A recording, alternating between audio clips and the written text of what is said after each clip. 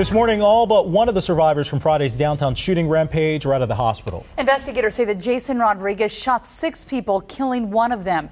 He admits he opened fire on the 8th floor of the Gateway Center, the home of the transportation engineering firm RS&H. Rodriquez once worked for the company, but back in 2007, managers asked him to resign. His former co-workers are still in shock. This is something that happened over 2.5 years ago, and he actually had employment elsewhere after this. So we did everything we could.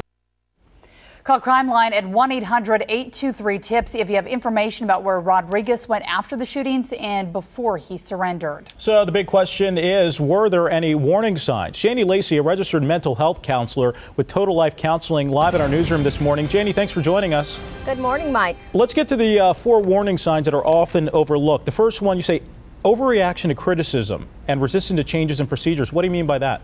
Well, what tends to happen is we have to first say that there is no set profile and we can't predict human behavior. However, that when a person is helpless and when they're hopeless, there are signs of desperation. So when it comes to overreaction, did they get a performance evaluation where they did not accept that criticism very well? And are they strongly resistant towards company policies that just seems a little bit over the top? Okay, you also say anger that's directed at coworkers and or the company.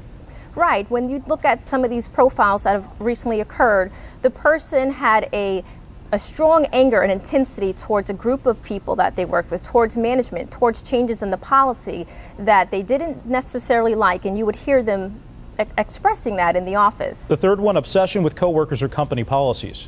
They just can't get certain things, they can't get over certain things. If there's been a change in the policy, you hear them talking about it repeatedly, how they can't believe this has happened. And they will also self-sabotage in certain cases where they necessarily do not want to follow the policy and try to get other people to follow them. And the last one, you say bullying others, threats to supervisors. That seems kind of obvious.